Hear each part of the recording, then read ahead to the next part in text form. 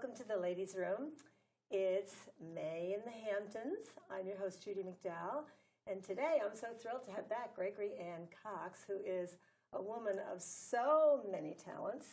She is a woman's wellness expert, a certified life coach, an amazing chef, and has a really entertaining website with so many good tips called Midlife with a Vengeance, which last time I said midlife with a crisis. But this is all stuff to avoid the crisis. Avoid the crisis. Call Greg Ann, get on her website, read everything. She's just adorable. Like Idol. And makes the most delicious food. Thank you. Today we're having Mahi Mahi. Thank you. Yes, we are. And my lovely friend Carol Sitarsky, bunko genius, has had many companies out here in the Hamptons and is now raking in her fortune-winning bunko every other week. That's right. Just once a month, winnings. I guess. Two winnings. Right. But anyway, Pretty welcome, lucky. Carol. Thank you. So what are we making today besides the Mahi? Even though it's a kind of dreary day in the Hamptons, I was in the mood for summer.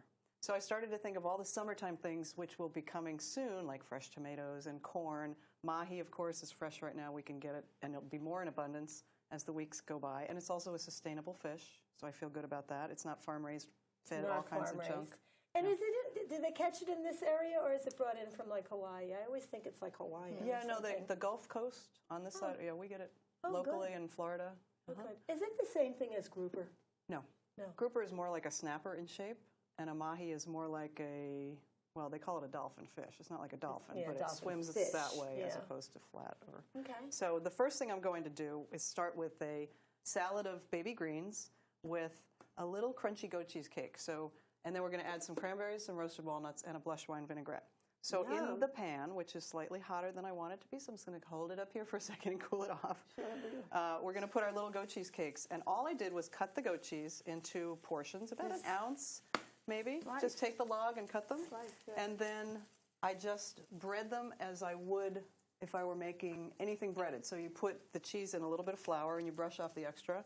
Then you have a beaten egg with some milk. You put it in there, and then into panko breadcrumbs. Those are the Japanese ones.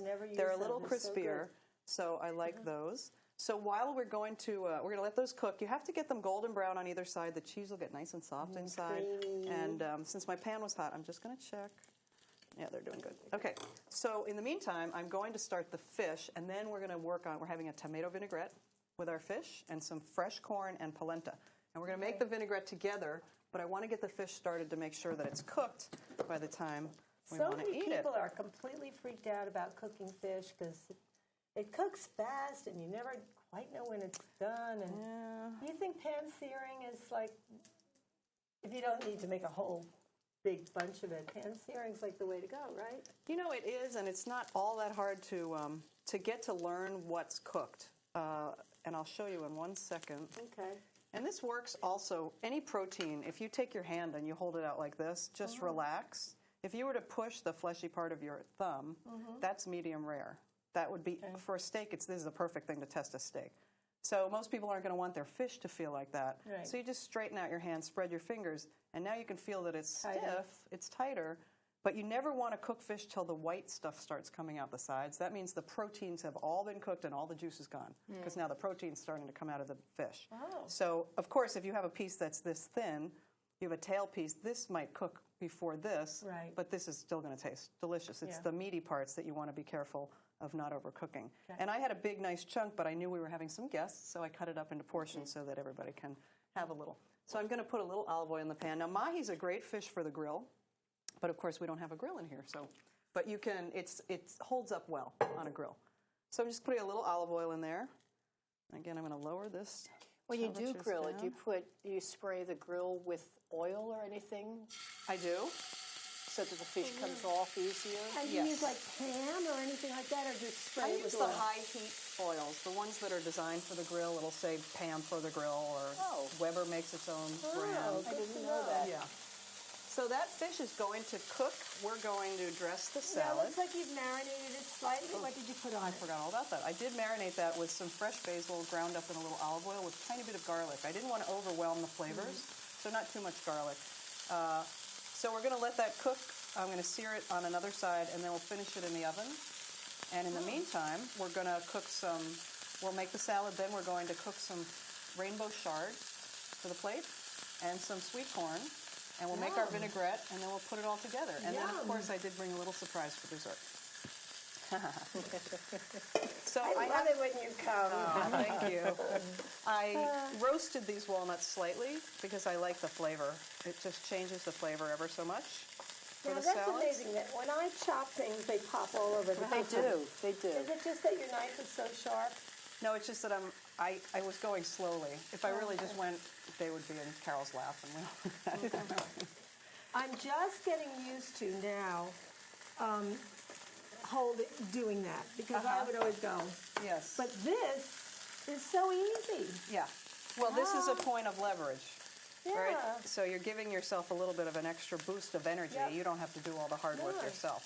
So we've got some dried cranberries. Sometimes I would use dried cherries. I was out of those, so the cranberries will work nicely. Just to make sure that we... Now, the last show I was on, Judy, do you remember I told we made scallops and striped bass? And one of the tips when people ask me, how do you get your fish so nice and brown, or how does a restaurant? It's because you don't flip it over right away. You have to be willing to put it down and walk away. And just let it sit so that it can caramelize. Because people pick it up and pick it up and they look at it and then it doesn't really work as well. So you have my bowl for the salad. Now This is the salad bowl? this is a botten, as my friend used to say, a botten dressing, because I cannot replicate the flavor of this, and I love it. I do make a dressing with pomegranate juice and walnut oil, and it's not emulsified, so it doesn't hog the greens. So if anybody's looking for a really delicious, nice, summery flavored dressing, this Brianna's is it. And is that a raspberry vinaigrette or what? You know, it's not raspberry, and it's not even berry. It's just something, red like she wine? said, red wine with... There's a strawberry in the front there's of a it. strawberry There's a on the strawberry front, in the but it front. just doesn't taste It like... says blush wine Yeah, so vinaigrette. I'm thinking of rose. I don't know. Home style.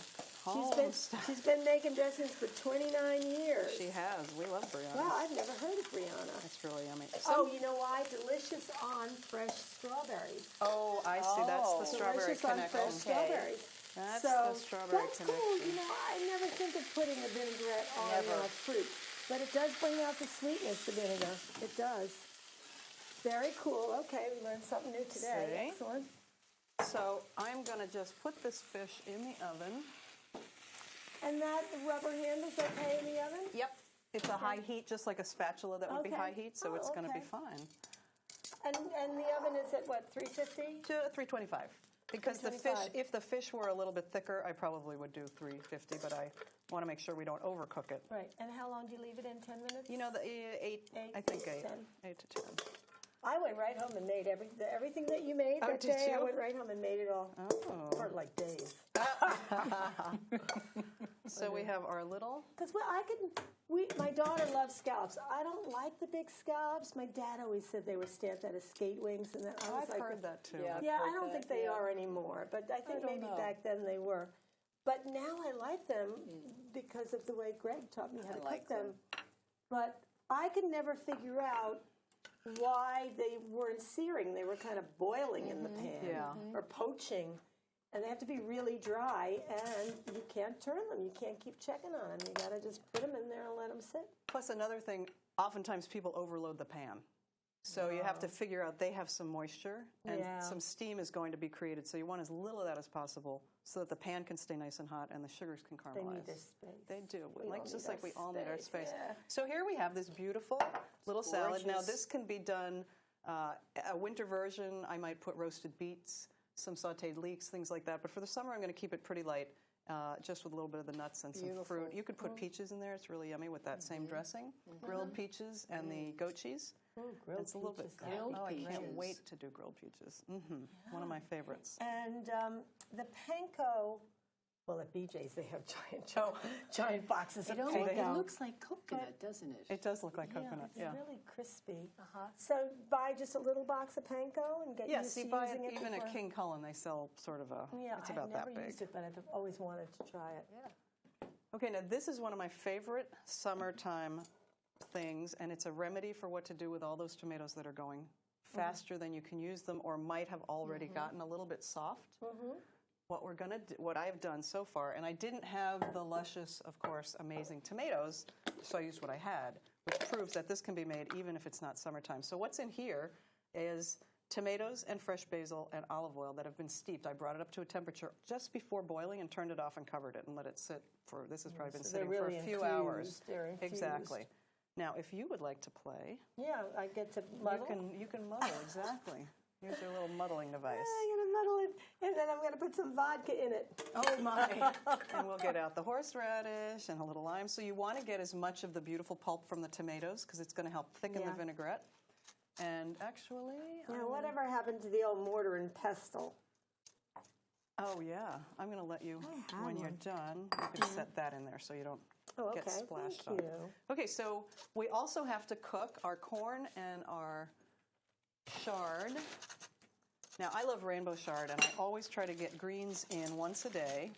And I keep the stems, the ones that aren't too tough or dirty, and I chop them up. So we're going to saute those first. Then we're going to put the chard in so you get a little crunch as you're eating. Because, you know, when the greens cook down, they're not really full of texture anymore. So it's called rainbow chard because the stems are rainbow colors. Yeah, because the stems are all different colors. I buy kale all the time. Love kale. But I love never kale. had chard. I had kale for breakfast. You did? Yeah. With a poached egg and black beans and tomatoes and all kinds of goodies. Yum. Yum. I think I've said yum about 2,000 times already on this show. Sorry. And you will continue. Sorry, I'm so bored. I can't think of another word. Keep saying yum, I hope. Boy, this stove is hot, hot, hot. I'm going to start saying yummy. Yummy. So this is some corn that I've taken off the husk, the cob. Fresh corn? Fresh corn. Wow. Okay, I'll admit it came from Mexico, but there isn't any local, so... Now, the reason I'm doing corn, even though we have polenta for the center of the plate, is that it's nice to do we've got the flavor, the ingredient used two or sometimes three different ways, you know. Yeah. And I think enough muddling? Yeah. You can just throw that whole thing right in there.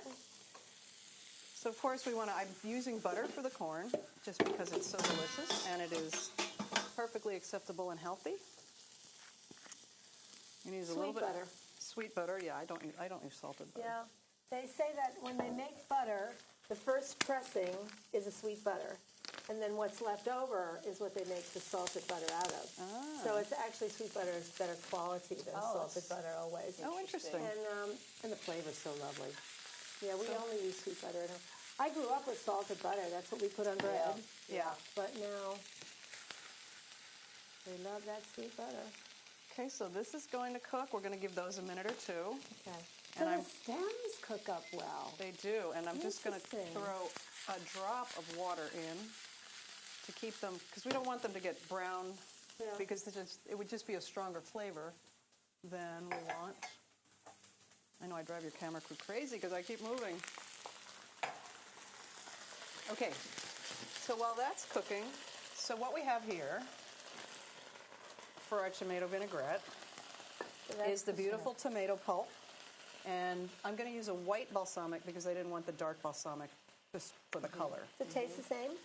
It does. I've never seen white balsamic. It's a slightly lighter flavor. And you know what? I need my little whiskey thing. Is the white a little sweeter? No, I'm good. Is the white a little sweeter?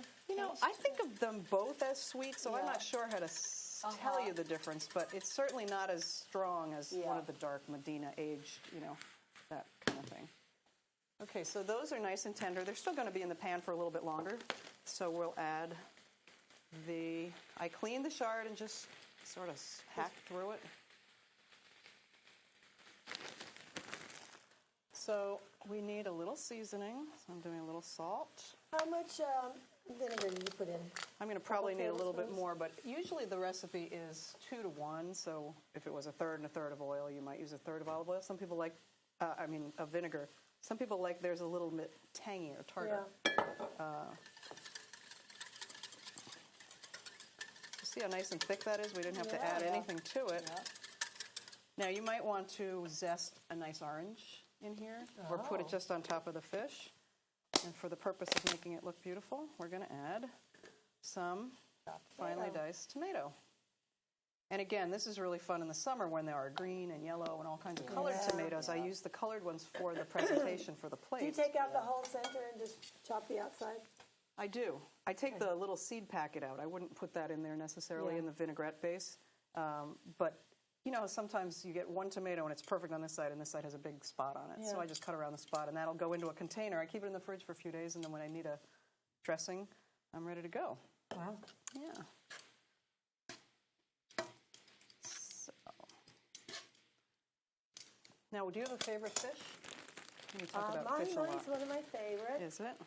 Well, I like swordfish, but it has to be cooked, really right. It has to be juicy.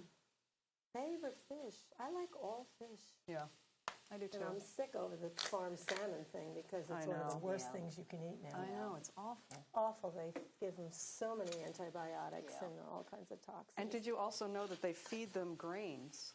So the protein that we think we're getting in the fish is not as pure. The fish is not as high a quality protein because they're not used to eating grains or corn or soy, and that's what they're getting.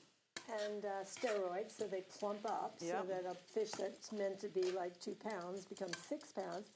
And they're gray in color, and then they shoot them up with color to make them pink. God, how awful. So we really cannot eat farm salmon. Well, you're a vegan. I'm a vegan. How long have you been vegan? Since October. How's it going? It's great. Love it. Really? Absolutely love it. Yep. And what And health nobody issues invites were us. solved? Nobody invites us over for dinner anymore. I was going to say, Yeah, because they don't know what we eat. I mean, they think we eat nothing, but there's so much that you can eat. It's a plant-based diet, and it's fabulous. Well, most of Greg's cooking is raw vegetables and vegetables and. I'm a big vegetable person.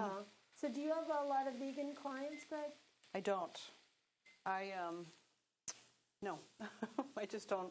You really will, meet because it's that becoming many. more and more popular. So Yeah. you probably I will. heard that POW in Sag Harbor was going to be changed to a vegan restaurant. I heard that also. I don't know how they're going to get enough business to support that. I think you'd be surprised. Well, they'll probably do other things. But you eat vegan and you don't realize it. Yeah. And there are also different levels of vegan. Yeah. Like we don't do oil, but a lot of people do oil. There are a lot of different. So you and your husband are both doing it. We are. And It's amazing. What I mean, what made health you decide to issues? do it, and what's changed? Well, after the 6-week challenge that the hospital had, the Wellness Institute. It was called I forget what it's called. Anyway, my cholesterol in 6 weeks, my cholesterol came down 79 points. Wow. And 74 points of that was the bad cholesterol. Cool. My husband's triglycerides came down from a whopping 300 and something down to whatever is normal. I mean, it was just incredible. So can anybody go and do this wellness Absolutely. challenge? Absolutely. It's a and wellness Southampton challenge. Hospital? They have it at the Southampton Hospital. They have it at the Sag Harbor School, the East Hampton School. They just started one in early spring. And they teach you. Although we didn't have a spring, did we? They give you menus and They tell teach you you. It's 6 weeks, and they teach you. How They teach fabulous. you everything, and they ask you to the commit. wellness challenge. They ask you to commit to 6 weeks and doing no milk, no dairy, nothing. Just anything that's grown from the earth. And they give you menus, and it's just it's harder for some people than others. I mean, we don't have children, so I'm not cooking for children. My husband did it with me, so I don't have other food around. I mean, my husband and daughter would do it in a heartbeat. Oh, yeah? Yeah, they do it in a heartbeat. I couldn't do It's just so easy to, pull some shrimp out or buy some fish and. Exactly. but then we eat a ton of vegetables. You end up getting new favorite recipes. That the old ones you do anymore, and you're not tempted. It's interesting because your body's being fed what it needs. Yeah. Well, every time we go to a restaurant and order a dinner, we always eat the vegetables first. Oh, really? Always, we go for the vegetables first. We don't even really need They're so whatever good. Yeah. protein is there. So May I have my plate, please? you may have your Thank plate. you. So Is we are. everything done? Everything's ready. Oh That my was goodness, fast. You're amazing. What was that, like 15 minutes? Yeah. That's Well, amazing. It's the prepping ahead chopping, so that when chopping, people chopping, come Yeah. to dinner, you're Yeah. 2/3 of the way done. Yeah. And Yeah. you don't have to worry about being always in the kitchen. Well, fish cooks very quickly. I mean, yeah, it's and of course, 15 like I minutes said, for since fish. I cooked that, And the corn, how cut it- long for the corn? Like 10, 3 or 4 or 5 minutes. 5 not minutes, even, wow. yeah. So I made this polenta earlier today, and I like the Bob's Red Mill Organic. Okay. Coarse ground, so that there's texture to the polenta itself. And although there's carbohydrate in here, there's no sugar except the naturally occurring sugar in the corn.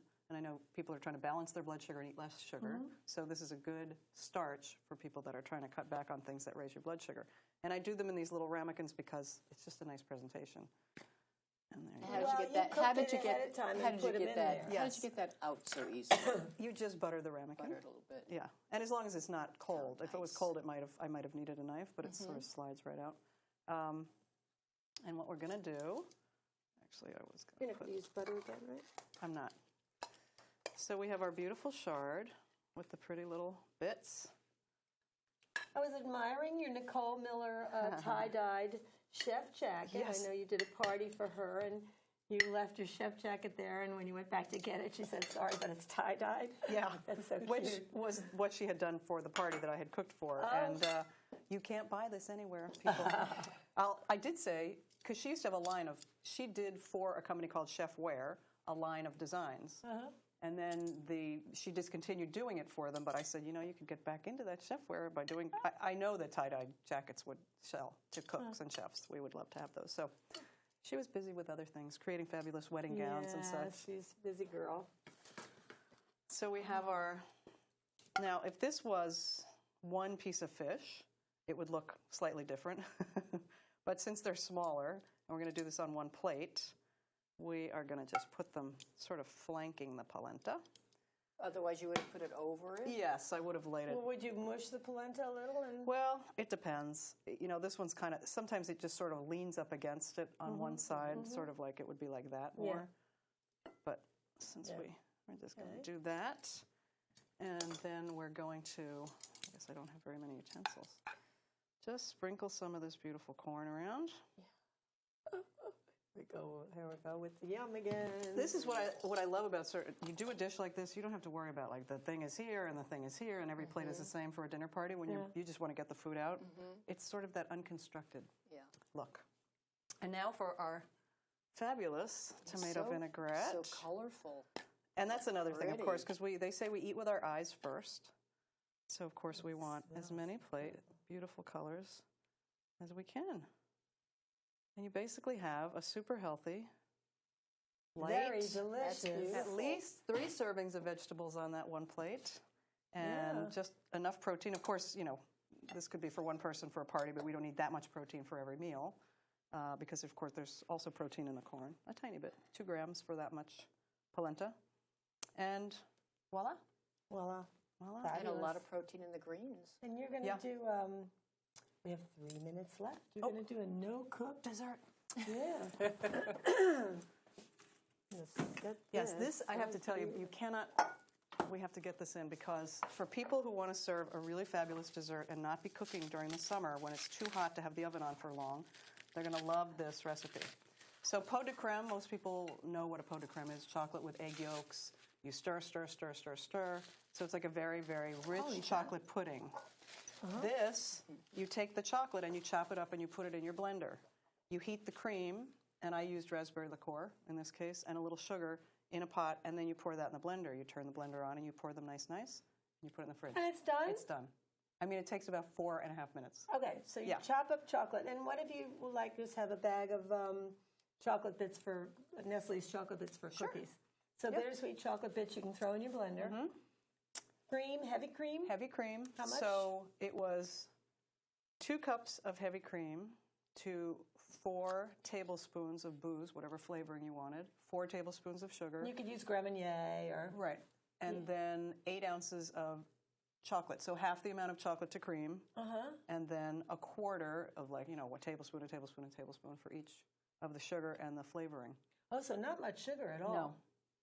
I try to also find desserts now that have less of the sugar when it's, especially with the good dark chocolate, we don't want to ruin the benefit. This is so fantastic. And these dishes, we love those dishes. Yeah, where'd you find these dishes? I got them in Chelsea Market in the city. There's a restaurant supply store there. Very cool. They're What actually a Chinese, beautiful Japanese. meal. Sweet. Wow, Lovely. shouldn't we be tasting it? I think we should be tasting. Let's get Where some are forks. those forks I and think they're knives down and spoons? here. Oh, yeah, I think they're down there. Yes. You know where I will they stay here cheerleading. That's What, do I because have I to know taste you the want to taste dessert that first? first. Well, I can't find a fork. Reading my mind. We have only spoons, so you'll have to use Oh my a goodness. spoon. I'll find forks. Okay. I'll You'll buy find pork, pork. and we'll eat in private. Okay. So, any interesting plans for the summer? I plan to do as much outside as possible, Yeah. whether that's cooking or going to the I heard beach. about that big party you did on the bluff, and then the big thunderstorm came, and everybody And had to go every running weather back to the report was house. reporting the thunderstorm, and the client the kept guy saying was there's like, going "I to be wanna no be on my thunderstorm, bluff." everything's fine. So Yeah. we drove to the bluff on the North Fork on the Sound, absolutely gorgeous. Set up everything. Everybody's in white, little cocktail dresses, drinking nice. And the thundercloud came in, literally in about a second and a half. And the There was wind whips up. Right, and the wind comes up, and all the Yeah. girls' hairs are doing this, and everybody's running, and there's nowhere to go. And the fish was on the grill, and the rains came and wiped off all the good seasoning, and we took it back to the house and did what we could. And it was delicious. We made sure they had a lot of booze, And I'm so they sure didn't it notice. was delicious anyway. It was good anyway, You somehow. are such a joy to have on. Thank you so much. You always do just such an incredibly gorgeous Thank presentation. you. Carol Sitarsky, you Yes. sit down. Yes. So we can say goodbye to everybody. Anyway, thank you so much for joining us today on the Ladies' Room. And remember, ladies, give yourself lots of room for love, room for fun, room to grow, and room to glow, and room for lots of delicious, delicious food. Look up Greg's website, my husband's website for his art, www.michaelmcdowellstudio.com. He just had a show. Beautiful. And call Carol about bunko. Bunko. You stay put, because you're going to have to taste, even though you're vegan, we're going to make you, we're going to force feed you, we're going to Can't tie you force down. feed. We're going to tie you down. You can have greens. Yeah, they kind of leave us on camera a little while we Breathe in.